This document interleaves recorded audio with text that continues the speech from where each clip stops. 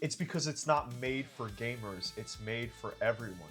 That's the entire reason why Rockstar chose Netflix to reveal this event. And honestly, this confirms something that I've been predicting on this channel for months now. I've said this consistently, and that is that Rockstar is not treating GTA 6 as a video game release. They are treating it as a worldwide event. And everything that's happening right now is proof that this theory was always correct.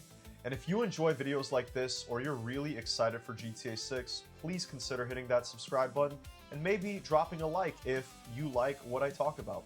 Because today, I want to break down exactly why the marketing has felt so strange. And hopefully, I can put a lot of the worries that you guys have to rest. Let's start with why this is being treated as an event rather than a standard video game launch.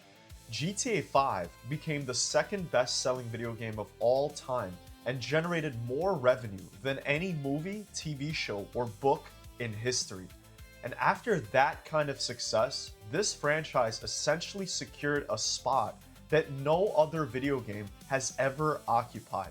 And if you combine that with the fact that it took them 14 years to get here, and the gaming itself, by the way, has completely transformed since 2013 into something that is far more mainstream and a universal form of entertainment, you start to understand why Rockstar is not approaching this the same way that they approached other launches. GTA 6 has become a household name before it's even released. And I really want that to sink in for everybody that's watching. I think that GTA 6 is going to be the most significant piece of entertainment media most of us will ever experience in our lifetime. At least until something eventually comes along and tops it. And I don't even know what that could be. As far as I remember, the closest comparison in terms of pure cultural impact might be something like Avengers Infinity War. And Rockstar clearly understands the scale of what they are actually sitting on. And that understanding is exactly why they chose this unconventional path instead of the traditional marketing rollout. So why are we only getting 2.5 months of marketing instead of the usual 5 or 6 that we have in the past? Well, think of it like the Super Bowl or the World Cup, which just recently wrapped up. Rockstar is not spreading promotional material out over a 6-month way that they would a normal release, right? And honestly, I was really upset about that for quite a while, but now it all makes sense to me. And the shorter window means that the marketing is going to be significantly more aggressive and concentrated than anything we've ever seen from them before. And I am personally really excited about that because it means that we're getting content unlike anything we've ever gotten with a traditional rollout. My personal theory is that we're getting 2 trailers that are going to bookend the gameplay overview. So something like a cinematic introduction trailer that's going to be followed by about a 6 to 10 minute gameplay breakdown, similar to what Rockstar usually does around the 2-month mark. And then we might even get a possible closing trailer to wrap everything up. And people are saying that we could be looking at roughly 20 minutes of total content on the 27th. And honestly, I want to really believe that.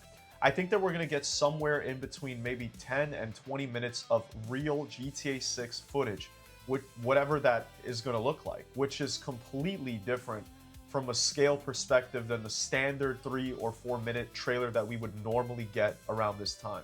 And I don't think that's where it stops either. I fully expect that we're going to get billboards, physical advertisements, commercials, and probably a heavy drip feed of additional content once this initial reveal happens on the 27th.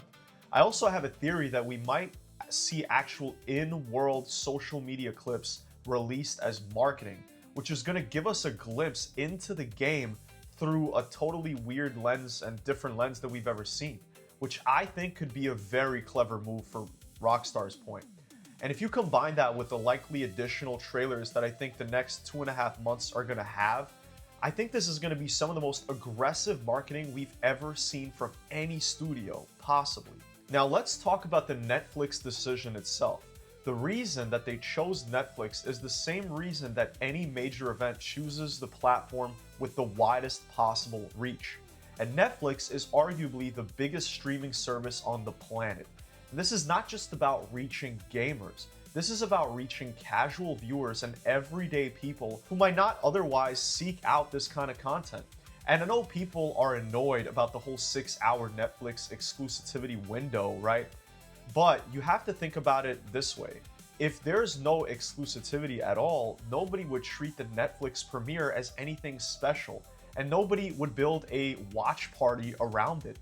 That exclusivity window is exactly what turns this into something people are going to organize their evening around, you know? And it's similar to how people are going to treat something like a Super Bowl watch party, which is what I mentioned previously. And at this point, I think we all just have to accept that GTA 6 is no longer just a video game. It's a cultural event, and Rockstar is treating it exactly like that. I've been critical of Rockstar plenty of times on this channel, and some of you really know that. And I will continue to be critical when it is warranted. But right now is not that time. Right now is a moment for celebration. This channel has spent almost a year and a half covering silence, basically covering nothing, and building an audience through pure anticipation, alright? And I finally feel ready to actually experience real hype alongside all of you. I'm fully expecting the marketing over these next 2.5 months to be intense, very aggressive, and honestly kind of overwhelming in a very good way. And I am very, very ready for that. But let me know down in the comments whether you guys are feeling the same kind of excitement that I am.